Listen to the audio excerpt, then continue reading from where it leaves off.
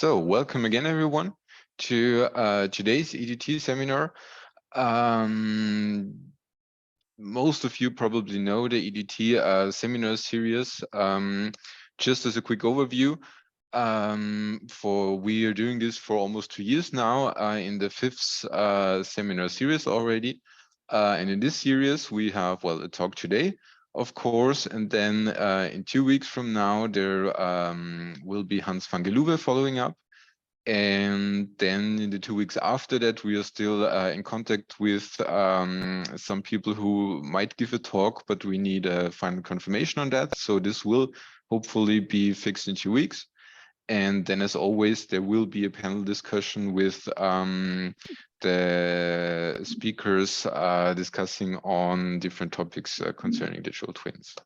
But with that being said, for today, we're very happy to have Gianmaria with us, who will be talking about GitWorks.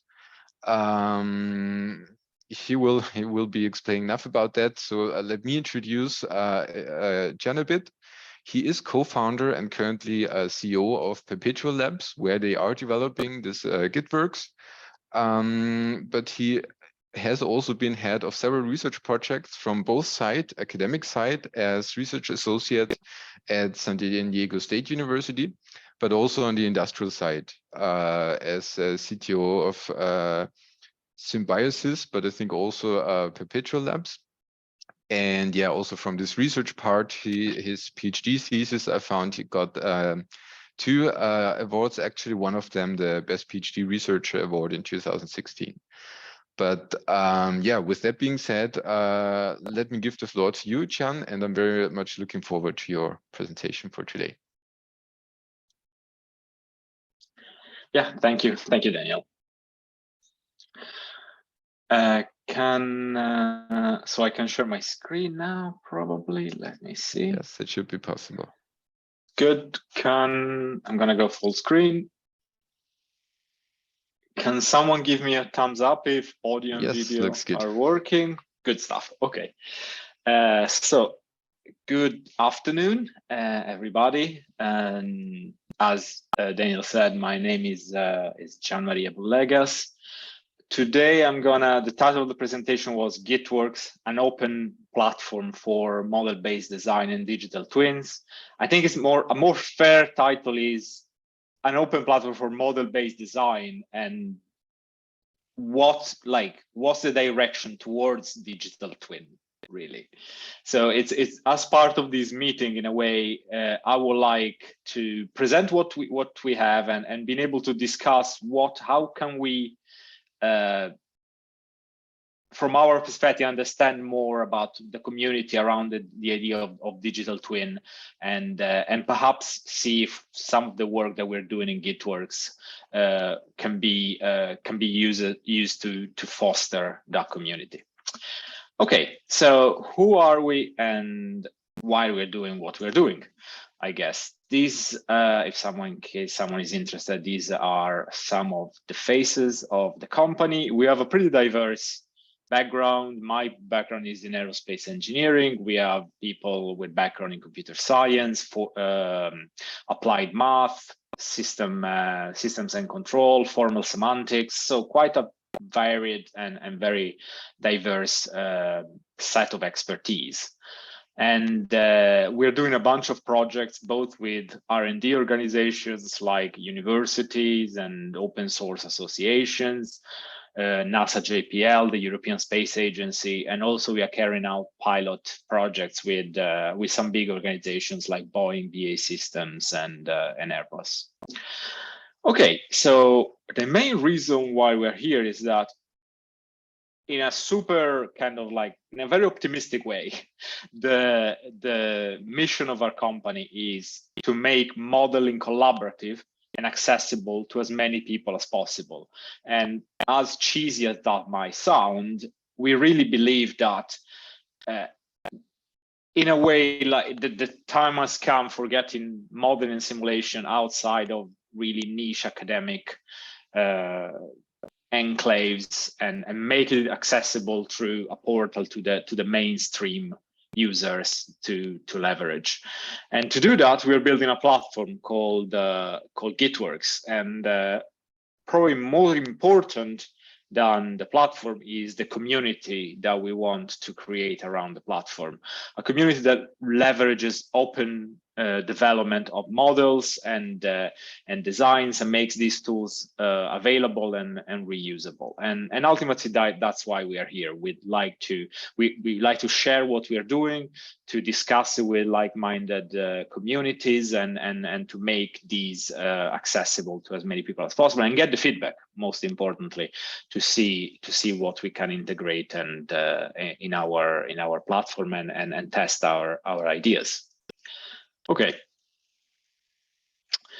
so bit of motivation. Have you ever heard about data and knowledge silos and the problem of traceability in design data, low design reusability, low adoption of model-based design? If you are like me, you've heard this thing for the last 10 years, probably. And now we have the digital thread, and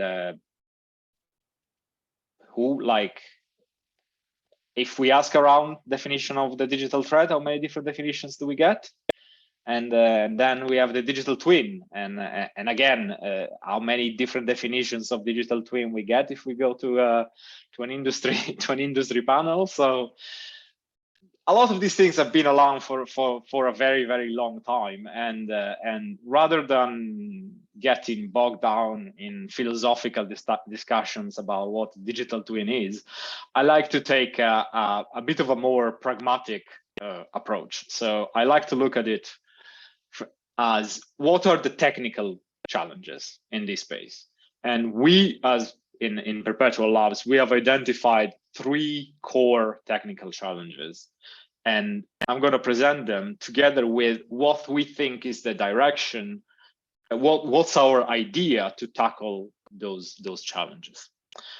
Okay, so the first main technical challenge is that in the development of any complex cyber physical systems and then in the manufacturing development and potentially in the pairing with a digital twin, you are developing a lot of what we call information artifacts, models in CAD models, XML, Modelica, MATLAB,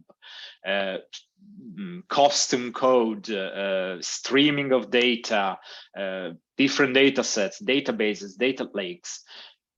All these information artifacts, if you don't have a layer to do uniform version control, change management, and traceability over the entire lifespan of your system, and for all these information artifacts, then your system design just becomes an untrustworthy collection of information artifacts. And I think we all can relate to that. Sending emails around, oh, what's the latest version of this data?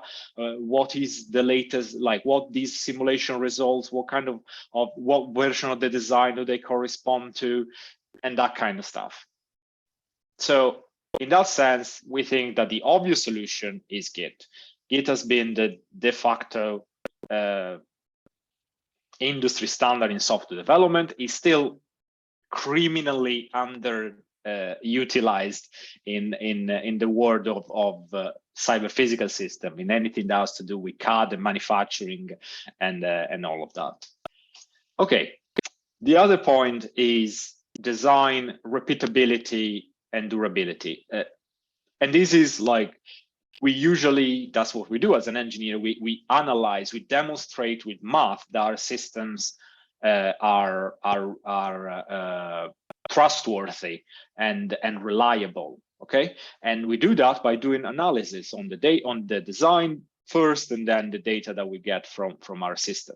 Now, if these analyses are not repeatable and are not automatable, you can't use. You can't really rely, you can't make your design trustworthy, and you can't reuse the tooling that you build from one design to the next one. So again, the idea is pretty simply to re-leverage automation environments that are very popular in DevOps ecosystems at the moment and adapt these to the framework of cyber physical systems and digital twin. And we'll see a little bit what that means in a second. The last problem is, okay, now I have all these information artifacts and data streams under version control and change management. Great. I still have the problem that all these data and speaks a different language. Every tool has its own meta model. Every database has its own schema, and data is often not properly annotated. So how do I reconcile all these different sources of data into the digital twin? And here we think that the best solution that we've come across so far is the semantic web, the so-called web of linked data, and the stack of technology that comes with it: Sparkle, RDF, OWL, and so forth. And we have built some tooling to be able to leverage some of these stack of technology from the semantic web to do data integration and data interoperability. Okay, gonna take a breather here. So, and again, I said the idea of GitWorks is that we took these three technologies and we're trying to put them together and build a platform to essentially give these tools and adapt this technology to the design and development and operational support of digital system, cyber physical systems. I'm going to take a bit of a breather here and ask if there is any question at this point.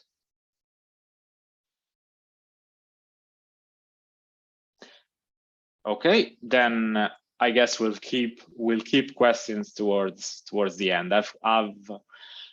I've budgeted for about 30 minutes of presentation to leave ample time for discussion. Okie dokie. So a bit of an overview of what all of this means in practice. Okay, so GitWorks at the end of the day is what we call a DevOps, and it's a platform for this concept we call DevOps for digital engineering. So think about GitLab or GitHub, but for model-based design of cyber physical systems and digital twins. And we've paired that with a smart documentation environment, which is essentially a way to manage what we call the semantic twin by providing you with a graph database and a way to manage the data in this graph database. We're going to see what that means in a second. But ultimately, the objective is to give a platform to essentially all the people that are involved in the design and deployment of a cyber physical system: systems engineer, designer, simulation engineer, manufacturer, maintenance, to manage their digital artifacts, create smart documentation, and share their models at speed and with confidence. Okay, this is the high-level architecture of our platform. I don't expect you to really grasp anything specific from this. The only reason I've put this slide here is to show that we are leveraging a large amount of open source code from the graph database, the framework that we're using for our graph store, which is Jena. We're using GitLab and GitLab Runner. We're using Slurm to make efficient deployments and co-simulation. We have an architecture that is largely based on microservices and GraphQL as an API standard. Okay, now let's get a little bit kind of more into how this thing actually works. So GitWorks is organized in three main environments. The first one is GitWorks workspaces. And in GitWorks, in the workspaces, the first thing that you can do is manage your information artifacts, manage your data effectively. And the most simple way, perhaps, is to manage your information artifact in a Git style repo, which all the usual functionalities of Git, so branches, issues, merge requests, and so on and so forth. And in the future, so at the moment, this is fundamentally based on managing files and static artifacts. In the future, the idea is to manage more dynamic sources of data by connecting directly through APIs from third parties, and potentially even streaming live data for matching it with digital twins. Now, so far, this is essentially Git file management. But then we pair these with this idea that we call the semantic twin. And if you're familiar perhaps with the Amazon Azure digital twin platform, here the idea is that we take all those digital artifacts, all the models, if you're like CAD models, SysML, Modelica, whatever you have in your repo, and then we convert that the data to a uniform representation in RDF, and we add a semantic layer on top using using the web ontology language OWL, although in a particular flavor, which is called the ontology modeling language. And the end result is that you have an environment where you can manage the ontology of your digital system. So essentially all the classes, if you want, if you are in an object-oriented paradigm, or the concept, if you're more in a kind of like ontology, if you're more on the ontology side, proper ontology jargon. But essentially you can define what type of concepts exist in your universe of discourse, and then you can populate your knowledge graph with the data that comes from the artifacts. And then you can query and explore these knowledge graph that you have built using different types of visualizations. In this case, this is a visual, kind of like graphical visualization of the data. So we call this concept, this idea of managing data integration using ontologies and being able to then explore and query the knowledge graph, the semantic twin. This is how you reconcile all your data sources and build a unified digital representation of all the data that is related to your system that you can query through a uniform interface. Okay. Now that we have reconciled all the data, then the third aspect of the project's workspace is the DevOps environment. So this is effectively built like an automation tool, a continuous integration and automation tool, where you can automate the kind of analysis that you want to do on your system. So you have all the data from the artifact, you've sucked in all the data, reconciled it. Now you have it all available in this thing called the semantic twin, and now you can essentially query the semantic twin and perform certain tasks, analysis in an automate and concatenate them in a workflow and automate these workflows, and then surface the results of this analysis back into the semantic twin. I see there is a raised hand. Yes, I guess that's me. Thank you.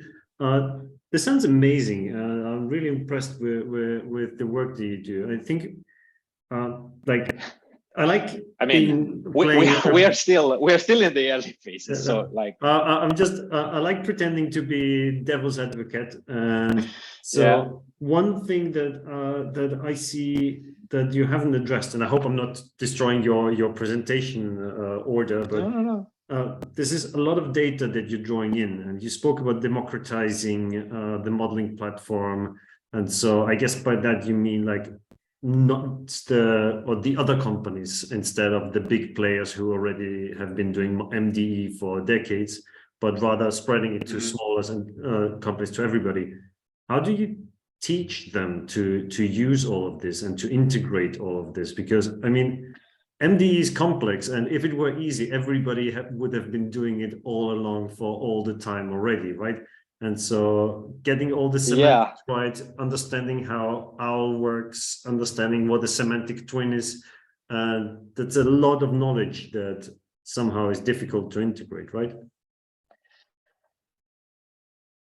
Very, very good question. Can I postpone the answer. Yeah, sure. Sorry, I hope I didn't. to later. I really want to get into that, though. It's Okay. like, thank you for the question. I you. really want to get into that. But yeah, let's get to it at the end. Awesome. Okay. Okay, so that was the project environment. So we said 3 main environments. The next one is the commons, what we call the commons environment. And the commons is really the nexus of interoperability between projects. And at the end of the day, it's just a package repository. So is again the idea that you manage your project going through the usual Git kind of workflows, and you have continuous integration, continuous delivery. Once you're ready, you can deploy your assets to the commons, which is the package repository.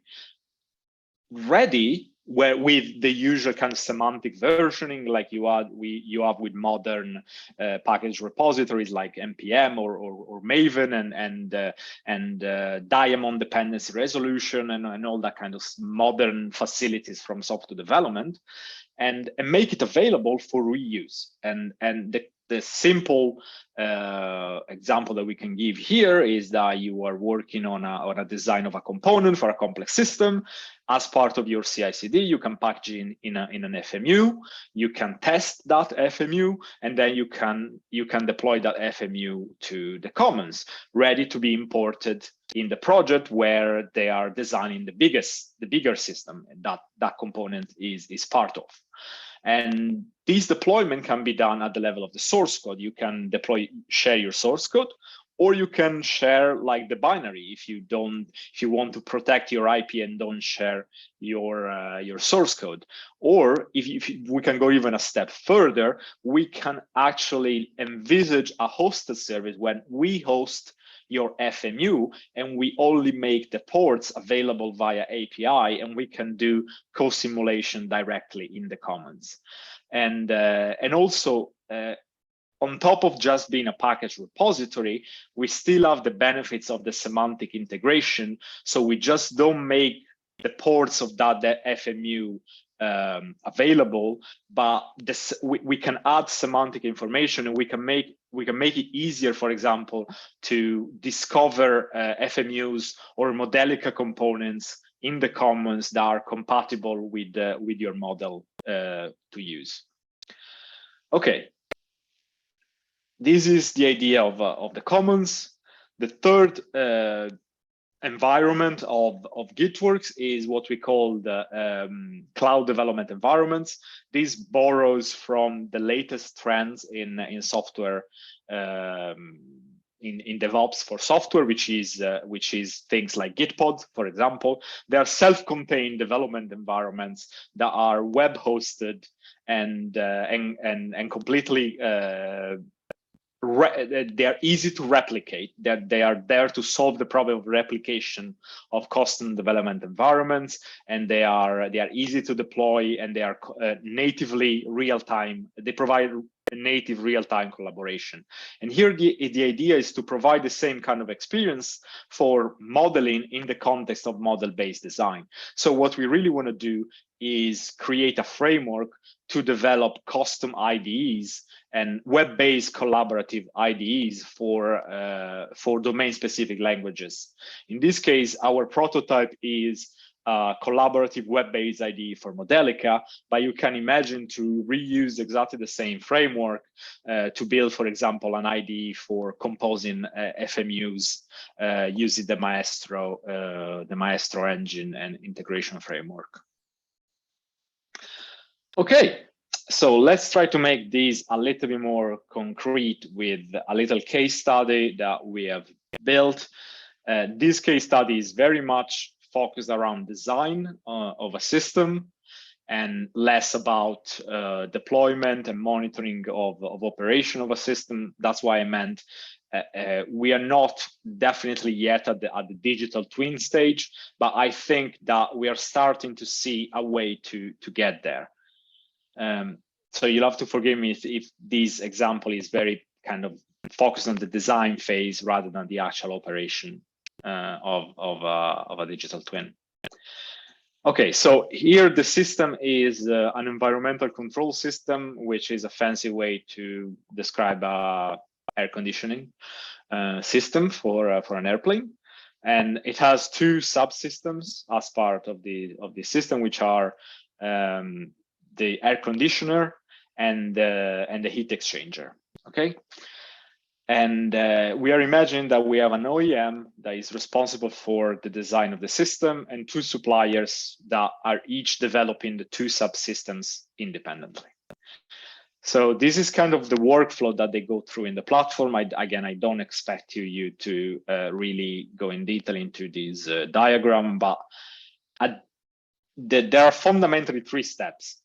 You build the system definition, which means you collaboratively build up that semantic twin that we discussed before.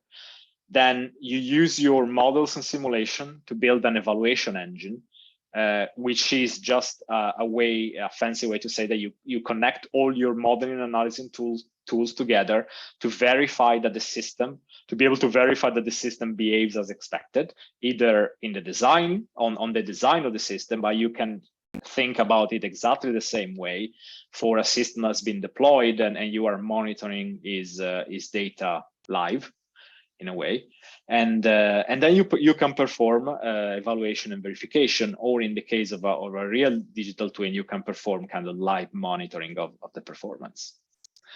Okay, so the first thing that we said is this system definition. So what's happening there is pretty simple. We use semantic web at this language called OML, which is just a layer. It's a utility layer. Is effectively what it is, syntactic sugar over OWL and RDF and all that stuff to make it just a lot more user friendly. And what's happening is that through various modeling frameworks, through various viewpoints, sorry, let me be clear, through various viewpoints, the customer, in this case the OEM, and the suppliers are exchanging information using this language. And the first thing you can imagine, like we have brought here a very simple example of interaction in which the customer, the OEM, just defines the elements that are part of the system and the requirements on those elements. Okay. And the supplier responds to that with a system breakdown structure. So it defines the actual architecture of the system and the connection between the components, and also the quantities that are defined for each of these components. Now, how does this dialogue, if you want, happens in the platform? It happens in that environment that we described before, which is the semantic twin environment.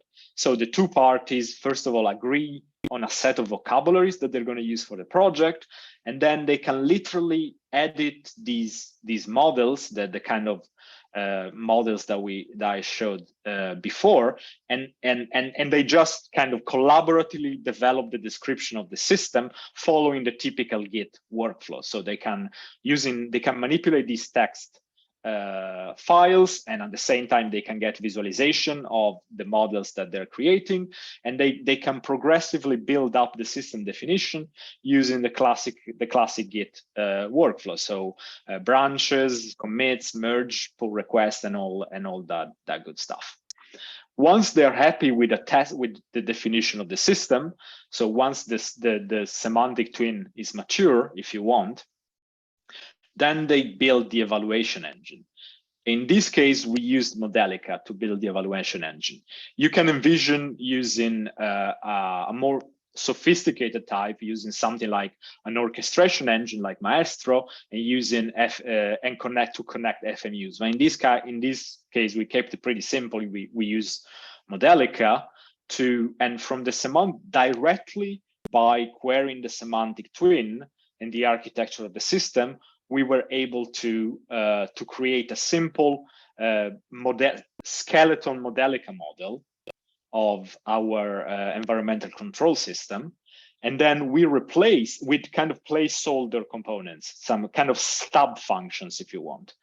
And then you can essentially take these skeleton modelica system and integrate it with actual definitions of those components, that come from the commons and have been created by the supplier. So the supplier owned the models of the heat exchanger and the air conditioner. They publish their models on the commons. In this case, as modelica models. In a more complex ecosystem, they can publish them as FMUs, for example. We import them into our skeleton model, which you could think about as an orchestration engine. And now we have built essentially an engine that can simulate the behavior of our system in the requirements, in the scenarios that we have defined, and they are defined again in the semantic twin, and verify the requirements of the system. So now, again, simply by querying the semantic twin, we can define an automation that creates a pipeline of analysis for each scenario that I've defined, and for each requirement that's been issued on every component, and for every quantity that requirement constrains, run the simulation and tell me if the system meets the requirement, and automatically generate a report. And all this, the pipeline is generated automatically from the semantic twin. The same way that the skeleton modelica model was generated by querying automatically from the semantic twin. And this means that the suppliers can independently, they can evolve the design of let's say the supplier that is doing the heat exchanger can independently evolve the design of their component and run in verification of that design independently of the customer, and only release the design or the data once they're ready. And so the customer, the OEM, can again independently of the supplier run their own verification. And if you change a requirement or you change a scenario, you do it at the level of the semantic twin, and all the cascade of automation and all the cascade of analysis and pipelines and models are regenerated automatically. Okay, so that was kind of it. I tried to sketch a few ideas. Big disclaimer: this was in a way a vision. A lot of this stuff is under development. I'm not claiming that this thing is fully complete and completely usable. We are a startup. We are less than 10 people. We are working on it very hard, but a lot of this stuff is still in the works. And we're still very much focusing on early stage design of cyber physical systems. But we envision a way how this same paradigm can be brought to the design and deployment of digital twins. And these are a few ideas that I think could be interesting to explore with the digital twin community. Okay, that was it from me. I don't know, how did I do time-wise? 36 minutes. Okay, fair enough. Very good. Thank you very much. Let me give you one round of applause. I will stop the recording for now.